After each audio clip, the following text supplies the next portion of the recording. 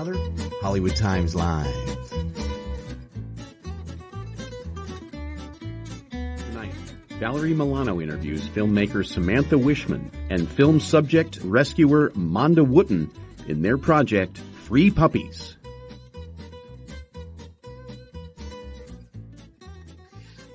Hi, Samantha and Monda. Hi. I've been checking out your project here, and I'm pretty passionate about it myself. So where am I talking to you both from? Where are you at right now? I'm actually in Trenton, Georgia, my home. Okay. I'm in New York. Okay, and I'm in Hollywood, California. So thank you guys for this passion project, because I see the history, and I have many friends of mine that are in your same position out here on the West Coast. And Oh, wow. yeah, I've been really looking forward to talking to you so I can continue to spread the word through them. Yeah, so I just want to welcome you to the Hollywood Times and just talk about your project. I believe my first question and some of our readers' questions are, if they see something that they expect is some animal cruelty, and you don't have proof, do you have any advice for them?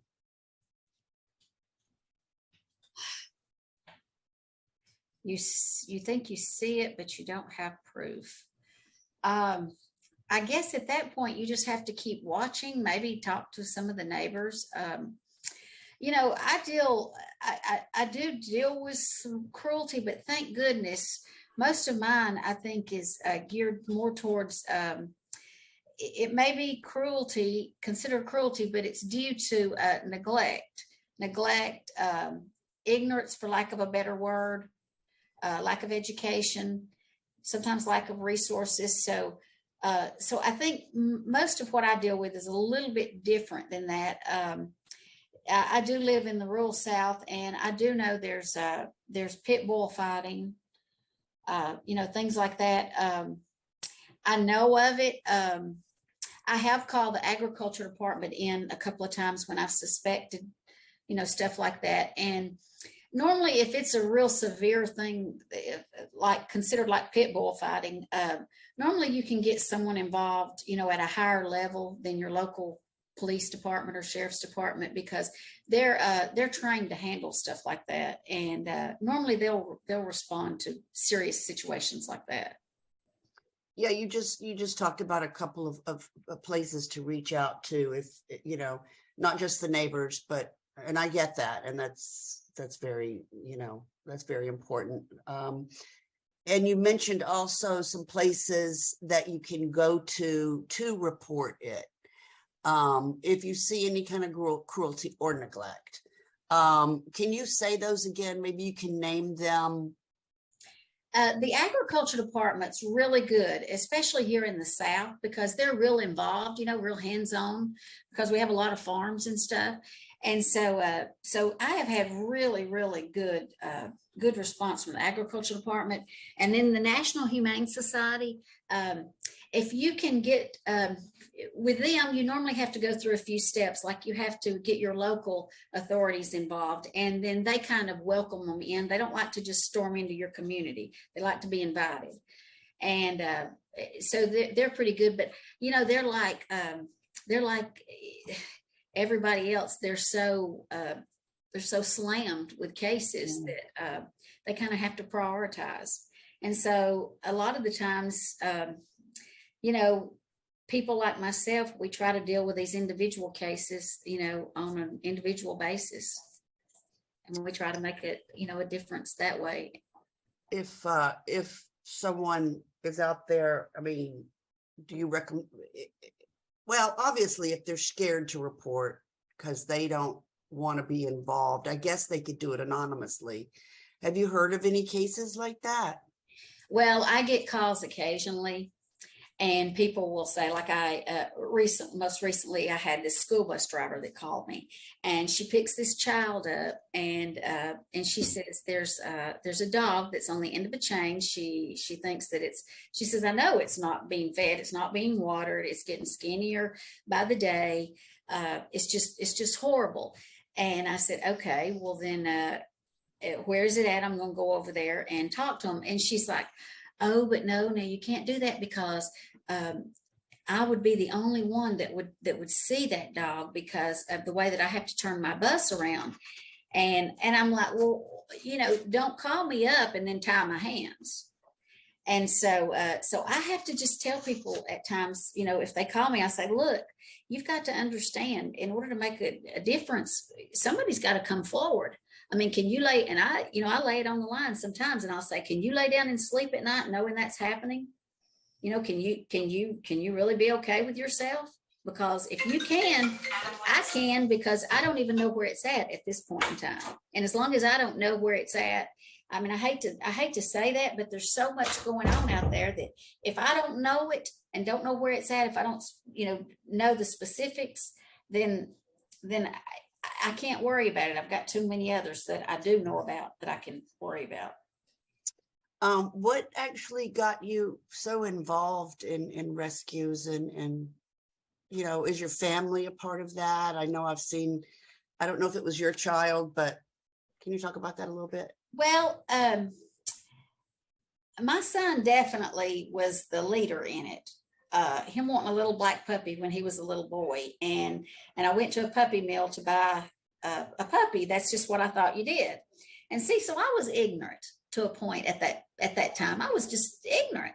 And, but I knew that it didn't feel good. It didn't look good. And so I just started, inquiring more and more about it. And I started, because I had this little dog that I love now, and I started noticing other dogs that people had that they loved. And then I started noticing them on the side of the road, that, wasn't getting that same kind of love.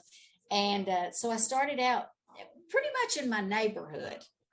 I was thinking, man, they all should be fixed. We don't need these unwanted, dogs running around everywhere. So, hey, I've been about run out of my neighborhood. I've had half my neighborhood mad at me for getting their dog fixed. But listen, if it came in my yard, anywhere that I could get a hold of it, I mean, I'm telling you, I just fixed it. I just fixed it and asked for forgiveness later. I just believe they all should be fixed. That's the only way we can battle this problem. It's like a drug problem. You're never, ever going to conquer it. But if you don't continuously fight it on a daily basis, it will conquer you. Good point. Gosh, we're going to quote you on that. Let's talk about social media a little bit. There's all kinds of things that come across, talking about neglect or cruelty. And I mean, what do you recommend? Because you seem like someone very well respected and has done a lot in this.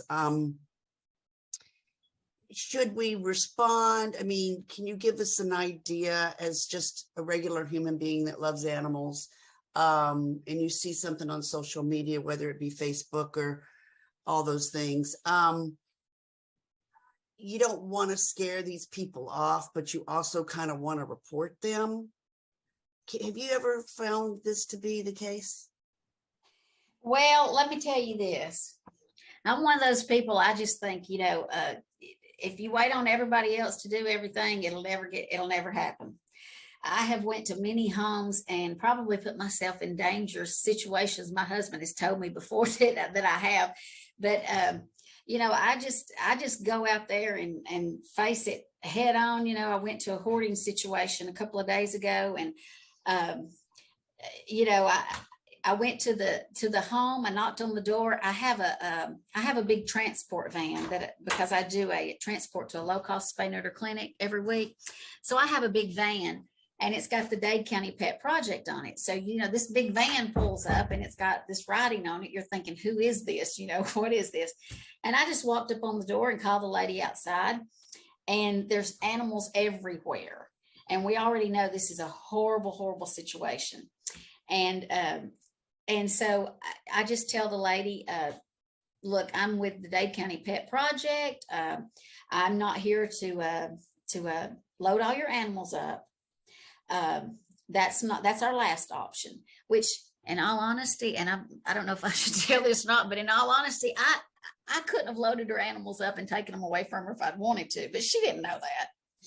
And it kind of scared her. And I said, but we're here to help you. And I went over, I had dog food with me. I had cat food with me. And before I left, I was able to talk her out of a litter of 7 puppies that she had there that needed to be out of that situation really bad. And I think I've opened a line of communication with her and started a relationship that I hope I can build on as time goes by, because my next step is, I told her that, we had to get the puppies away from the mama. They were old enough. And so the mom, we're going to have to wait a couple of weeks to make sure she's still not lactating. And they have agreed to let me take the mom. And then there's a couple of other female dogs there. And we have already got them on our appointment list to have them spayed. So, we're going to take it a step at a time and hopefully turn this situation in. If you could see where this is at, it's never going to be the ideal situation, but it can be a lot better than it is. And, and people don't have to have the biggest, nicest house to be a good pet owner. Animals don't care. If they have a good, bed to lay down in, and they're not being eaten up by fleas, and they're getting good food, and some love, they're okay. They really are. So, so I'm hoping that the end result of that situation will be just that. And that's what we're going to work towards. Love it. Love it. Good for you. You got a ticket to heaven for sure.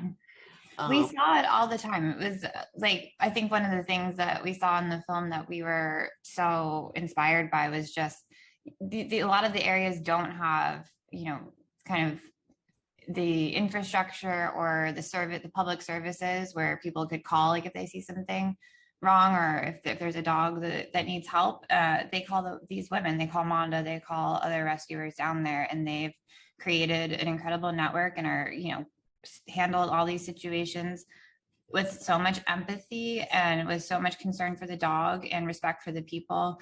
And they just, they have created their own animal control. They do it all on their own, and it's amazing. Yes. Well, while we're talking to you, Samantha, talk about a little bit of the making of the film, and do you have anything next? Where are you going with it? How long has it been since the film was finished? We released it in theaters in August, so it's coming out December 13th on streaming and DVD on all major platforms, US and Canada, which we're really excited about because it has been a long journey. It took probably 5 years. We started filming the summer of 2018 with Monda, and edited over the pandemic, which was nice. We finished all of our filming before that. But we were very, very lucky. Christina, who's not here, my co-director, and I were introduced to Monda through our mutual friend, Muffy Meyer. And we went down, and Monda introduced us to this, like I said, this amazing group of women who, are all independent. I should say it's not like a formal group, but they are so supportive of each other, and all the work that they do is so collaborative. And together they've formed a really strong network, and they're supporting so much of the, all of the animal welfare in their community is supported by them. So it was very, very lucky for us to be able to follow them around. We had, there are a lot of really hard things, and Monda will tell you that it's, a lot of challenging situations and heartbreak, but the organization and the work that they're doing and the progress that they've seen, they'd already made a ton of strides by the time we got there, in the time that Monda's been rescuing, with setting up low-cost spay-neuter clinics and transports for low-cost spay-neuter. But even in the time that we filmed, they've made a ton of progress. Like Monda has started another transport called the Dade County Pet Project, and they're working with their community. They're developing a shelter, which is something that's been a fight for, at the time, 15 years. They've been working forever. Something. and they're finally seeing movement. So there's so many different facets of the problem, and they are just going all out on all fronts. And we're seeing progress being made, which I just think, for all the darkness, it is incredible to see something where you're seeing people come together and you're seeing results. Yeah, I mean, I've interviewed a lot of veterinarians and things. They're on National Geographic, and it's been a real learning experience for me and my readers to learn about low-cost spay and neutering and this kind of stuff. And maybe later I can give Emma or you guys my contacts of these people if you haven't seen their shows. I can't think of the names right now, but I'd love to do that, because they're all over and they're just looking for advocacy as well. And I'm just thrilled that there's finally something out like this. I mean, am I wrong? Is this not the first? Is this one of the first that y'all have seen? There have been other films on, issues in terms of overpopulation and certainly euthanasia and some of the shelters. But I think what this film shows, it's, we try to go beyond the neglect and the sad parts, which I think people are familiar with, and really try to get to some of the ongoing structural issues, the ongoing issues of resources, of how to kind of best create support networks, how shelters from cities can work together with rural shelters in terms of giving like medical training, like Atlantic Humane in Georgia, for example, is involved. And I think that you see these groups working together more efficiently, sharing more knowledge and becoming better able to respond to the needs of some of these communities that have not had access and support. Okay, yeah. Well, I'll definitely give Emma some of my contacts. And how can my readers reach you guys? Especially Monda, social media, email? Well, I'm kind of from the Flintstone age, but I do some social media, and you can follow us on Instagram, the Dade County Pet Project. I have a young lady that's very savvy with social media, and she's been a wonderful help. So she's posting our stories, and we're getting a lot of feedback on that. And so if you want to go to Instagram, Dade County Pet Project, and if your viewers, your readers, whatever, we all can make a difference. You don't have to do like I do. You don't have to do the things that some of these other ladies do in these movies to make a difference. If you just do your little part, you can donate to your local animal rescue organizations. A big thing, and probably the biggest, is if you could foster an animal until it found its forever home. That's a big difference, because it frees that space up out of that shelter that, it very well could be the difference in life and death for that animal, because, most shelters are ran by tax dollars, and, they have rules they have to go by. They have to answer to the taxpayers as well. And so, they have to make space. They have to make, those shelter directors have to make those hard decisions to, euthanize because of lack of space. And so fostering is a big thing. And, if you're a pet owner, spay and neuter your pet, because if you spay and neuter your pet, talk your neighbor into spay and neutering theirs. If they won't do it, you do it for them. It all makes a difference, but the spay and neuter, you get the most bang for your buck with spay and neuter, because if you can prevent those unwanted litters from coming, then they don't wind up out on the street. They don't wind up in those boxes labeled free puppies. They don't wind up, in shelters being euthanized. So that's the real key. And I say it's like a drug problem. We're never, ever going to conquer it. But if we don't work on it on a continuous daily basis, it will conquer us. Thank you both for your time. Really appreciate it, and all you do in your life to make life better for humans and animals. And thanks again. Thank you so much. All right. Have a great day.